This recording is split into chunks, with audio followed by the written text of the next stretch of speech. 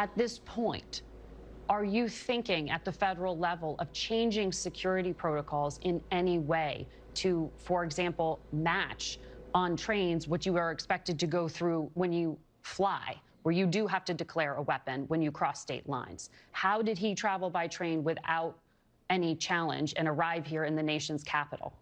And look, this isn't about, in my mind, changing the law or making the laws more restrictive around possession of firearms. It appears he purchased these firearms the past couple years. We don't know how those firearms ended up in his possession in D.C. We can make some assumptions based upon what I just said about how he got to D.C. But I don't think the narrative here is about changing laws or making our laws more restrictive.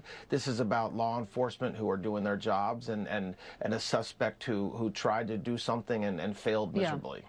Well, I'm not talking about changing the law in terms of possession of a firearm. I'm asking about crossing state lines with that firearm and arriving in the Capitol. If you try to fly, you do have to have your firearms declared in some way. You don't when you get on a train. Well, look, you are talking about, I mean, if we're asking the question, that's talking about changing the laws, and I don't think that's something that we should be focused on right now in any way, shape, or form. Okay, not a loophole. There are lots of ways that. Yeah, so I mean, look, we also don't know. We don't have all the answers this morning. We're still looking into what happened, how he got the guns, if he got them legally.